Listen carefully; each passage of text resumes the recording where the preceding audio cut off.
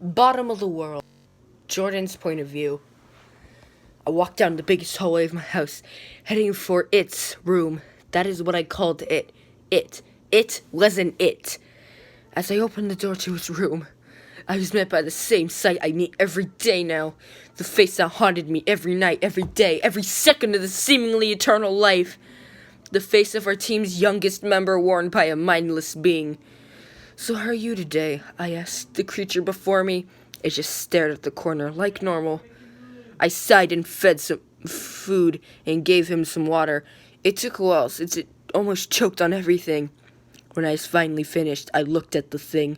"What are you?" No answer. "What are you?" I repeated, rage building up inside me. "What are you?" I banged my fist against the table, crying. Mike was gone, and I'd constantly be haunted by this creature. The feeling of hopelessness came crawling back, and my depression with it. There was no way out of this mess. I could not put him down, at least not when he looked like a previous friend. My body sank down beside it, and I curled up in a ball. The world was terrible, and I could not do a thing to change it. I was powerless. My eyes closed, and a fire burnt every memory of the real world, at least for a moment. A precious moment of peace before reality came back. The world must burn. Raven's point of view. Me and Rose sat in the big red sofa in the corner, which was the new name for the relaxing room. It got the name The Corner because it was located in one of the mansion's 4 corners, and nobody liked the other choices. We were playing Monopoly to calm it down. Last night, one of her brother's robots had sneaked into her room and tried to kidnap her, and she was still shaken by it. Rose had cried for an hour and did not get any sleep. So I'd made her a cup of cocoa and we sat down. Stephen was outside with Dr. Strange, casting spells of protection. They promised that no evil could come through, but my teammate was still afraid. She had thought she was finally safe. Then this happened. "Aha!" I exclaimed. "Look who's in charge of New York now. I'm definitely gonna win." Rose smiled weakly and rolled the dice. 4. Her avatar, a plane, landed on Washington. "What did you say?" she asked, her old self slowly returning. Okay, I give up, I said with a smile and stood up. It was still dark out, but the lights of New York still shone like a million flashlights. If only it was as beautiful as it looked. I sighed at the reminder of the big city's criminals that lurked in every corner and headed for the dinner table. We used it last night when we were having pancakes. All of us helped make them, and the outcome was delicious. My right thumb pressed a button, and the dinner table was switched out with a hologram one. Jordan had installed one in almost every room, just in case. I was still not completely sure how it worked, so I ended up pressing random buttons on the side of the table. The hologram disappeared and reappeared, turned orange, then dark blue, then yellow, and it switched between 2D and 3D. Rose walked up to me and said, "You just had to press this button." I watched as Rose pressed an obvious red button and the hologram returned to normal. "Hey, look!" I exclaimed and pointed to a red dot on Antarctica, aka the South Pole. "Seems like we've got some work to do," I said, smiling. Alex's point of view. The sky had turned dark when we reached our destination, so we had used our flashlights to see. At least to me and Rose. Jordan had night vision glasses in his helmet, Raven was a half-demon, and Stephen used his magic to create light only he could see. What confused me was the landscape. After what I had heard, Antarctica was covered in ice, but this place was not. It actually reminded me of the good old days. The only difference is that this place was much, much older. The great trees and the occasional dinosaur made me think we had time traveled. "Guys, welcome to the Savage Land," Jordan said, gesturing towards the amazing sight. "Wow!" Stephen exclaimed, staring in disbelief at a brachiosaurus that walked by. "This is just like the beginning of Jurassic Park 2, Rose said. I stared at her confused, and she explained. "And then basically everyone unimportant died. The end." "Wow," is all I managed to say. The Jordan stood on a rock, holding a small device pointing to the south. "The Demon Finder says that the demons are that way," he shouted. "Demon Finder?" Stephen asked. "It's the best thing I could come up with at the time, okay? I don't have time to create good names for everything." Ant-Boy threw his arms up and looked mildly annoyed. "Let's just go and find whatever we came for, okay?" Raven suggested, and we did so. The Demon Finder showed us a dark cave we would not have noticed without its help. Moss and vines covered the entrance. and a dark force pulled at us, trying to lure us. "What is down there?" Jordan asked. Stephen cast a spell of protection over us to protect us from the ancient magic that lurked beneath our feet. Rose, to my surprise and my delight, held my hand. Raven just scowled at it. "It can't be," she murmured to herself. "The entrance to hell?" A foreign voice echoed through my mind and broke the silence. I immediately turned around and held up my hands. Where was he? "Over here." We all looked around, searching for the source. Somehow I managed to hear Jordan call out to the hidden threat. "Don't you dare speak to me with your mind!" It was Raven who saw the young man first. He had been hiding behind a bush, and could not have been older than 19. "Why?" the newcomer asked, curious. "I see. This Mike used to do that." Jordan was furious. Ants bigger than I had ever seen before crawled all towards the stranger, who easily avoided them by doing a little dance with his feet. "If you look into my mind one more time, I swear," I was violently brought back to reality by Jordan shouting. All right, I'll stop."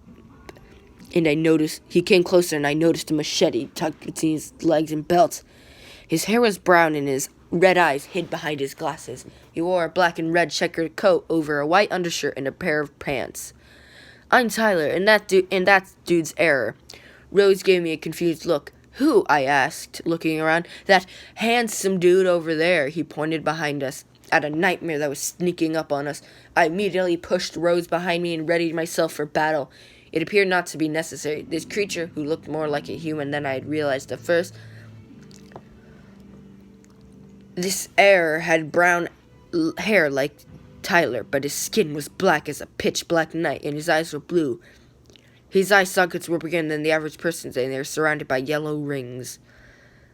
Error wore a black winter coat and blue pants, giving him a more human-like appearance, but I did not think he was human. Not at all. "Why are you staring at my hands?" Error shouted in my face. "Because they're not even hands," I shouted back. His so-called hands were of a skeleton's, and they were covered by glowing strings. "Please calm down, Error. We don't want to start a fight, do we?" Tyler interrupted. "I do," he whispered in my face. "Why would you want to fight a battle you cannot win?" I replied in a threatening way. Jordan, who had finally calmed down, pulled me back. After first I resisted and succeeded in doing so. Then Stephen came, but I still did not back down. My eyes were linked with Error's in a staring contest. I will not lose. "Come on, Alex," Raven commanded, pulling me away without much struggle. "So why are you here?" Tyler asked Jordan. Jordan held up his demon finder and replied, "This little thing told us that there were large amounts of demon activity around her, so we came to investigate." "You?" Tyler studied Jordan's device for a moment before answering.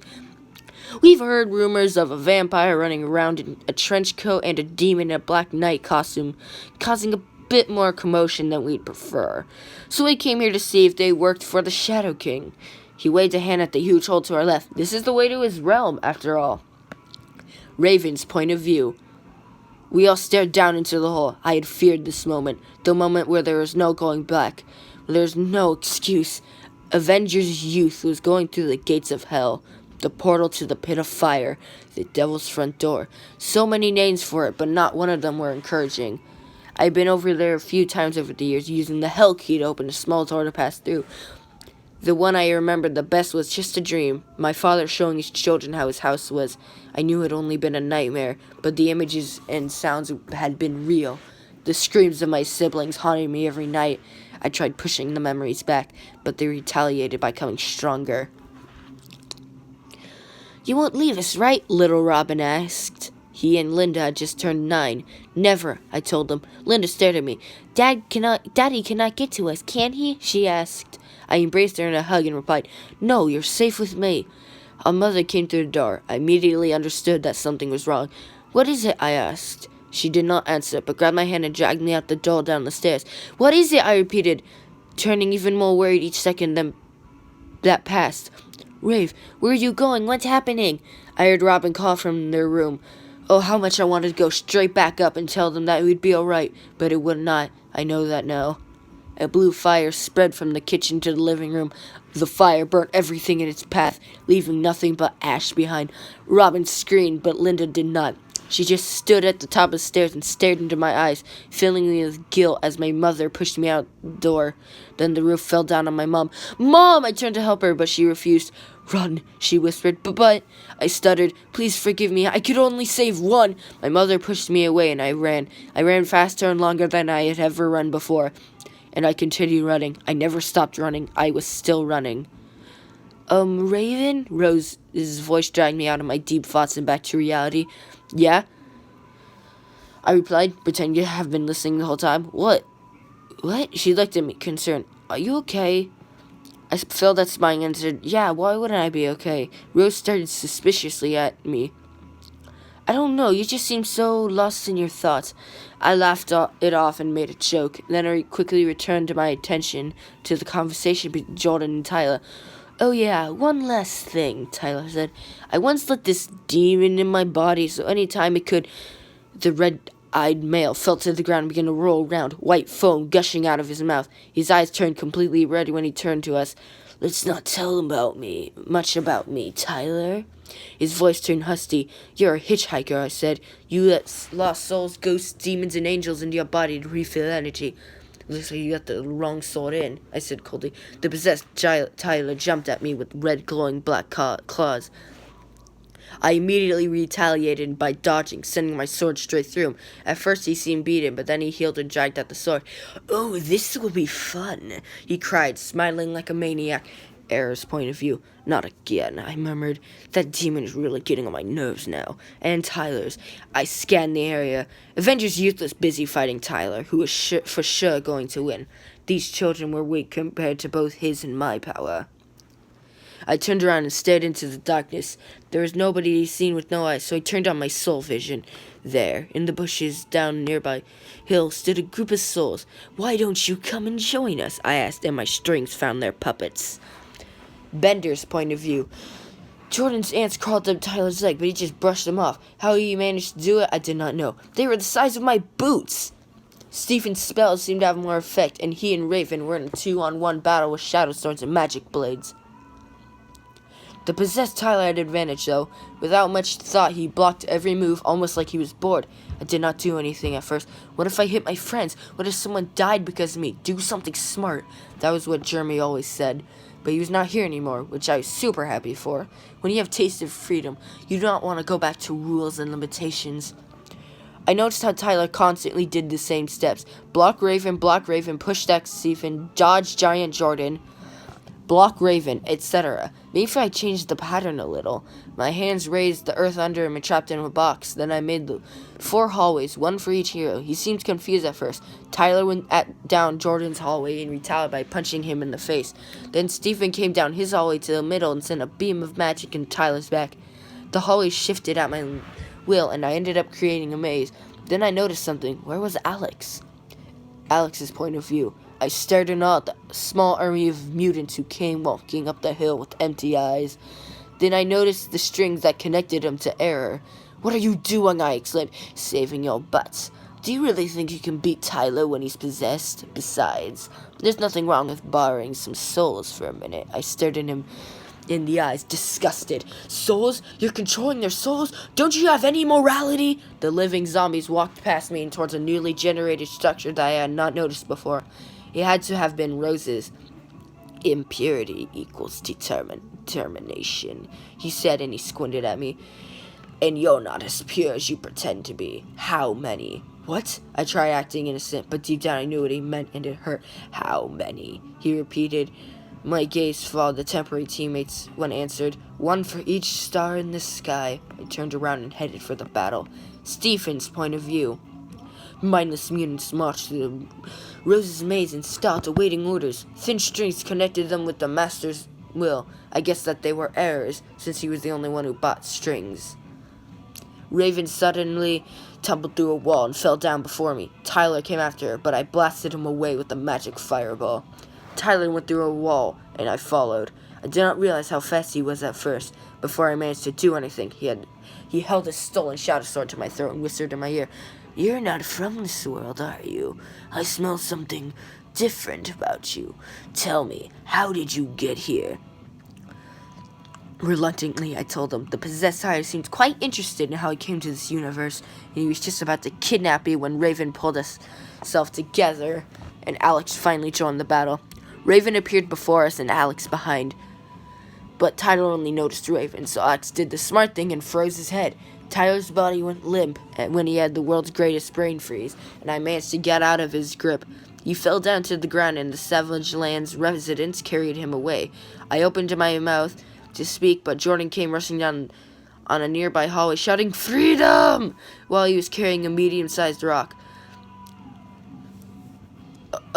Jordan, he's defeated. No need to use that rock. I gestured to it, and he lowered it, his expression puzzled. "You froze his head? His brain, too?" he asked, studying the body. "Yep," Alex answered, looking rather guilty. "So he's dead?" Jordan asked, still not looking up. "It takes a bit more than that to take him down, kiddos." A voice echoed through the halls. He appeared behind Shadow after we had searched for 10 seconds. "Error," Alex said in a serious way. "Dyke," he replied in a mocking way. "Couldn't you just wait a few more minutes before beating him? I want an excuse to slap him. And use these guys." He pointed at the zombie-like mutants. "We're leaving now," Alex suddenly said and walked away. He called out for Rose, who had guarded her maze's entrance, and she opened up the roof. Jordan made sure Tyler was going to heal and left. I waited for Raven, who did not move an inch. "Get that demon out of him," she demanded. Eris stared at her as if she was stupid and said, "Don't you think we tried that? Uncontrollable demons are a pain for hitchhikers. It'd be foolish to keep it, but it seems that it's made a hole in Tyler. So we're just keeping it around until we find a way to get rid of it." Raven just gave him a death glare, turned around and left. I quickly followed, leaving the abomination of a human in the orphanage of souls behind. Jordan's point of view. The dark hole beneath me called out to me. It tried to lure me down with promises and bargains. I refused, but a little part of me wanted to jump in, to be engulfed by the thick darkness. It was like hanging from a rope. I wanted to let go of the tiredness, but the thoughts of my friends over me and a better tomorrow made me hold tight. "Don't let go," I told myself. I could not see them, but Raven said there were demons and shadows down there, waiting. "Millions," she said. "Possibly billions, I don't know." Shadow shook her head and looked away. "There's no way we can beat them. We were only 5 teens, Alex exclaimed. "Maybe with enough implodators," Jordan murmured. "I could try casting a spell of luck," Stephen suggested, unsure of himself. "We're gonna need a lot more members if we're going down there," Rose pointed at that hole. "Maybe that's what we have to do, get more members, but which age group?" Jordan said with hope in his voice. "Or we just call them the Avengers," Alex noted. "There's someone out in space, I think,"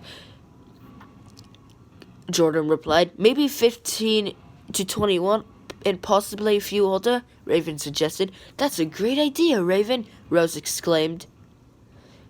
"But won't the team grow too big? I know you live in a big mansion, Jordan, but it's not that big," Stephen questioned.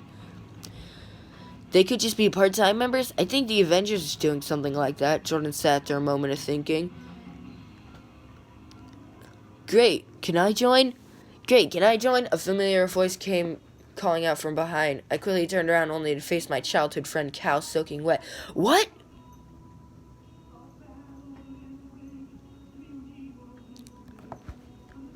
To be continued. Hello, okay, that was the final, that was my first reading. If you like the content, then I guess like and subscribe. I guess you don't have to. Also check the description for links to where you can read the Heroes Forever stories in ETMU, DC, in ETDCU, stuff like that. Okay, bye. See you later.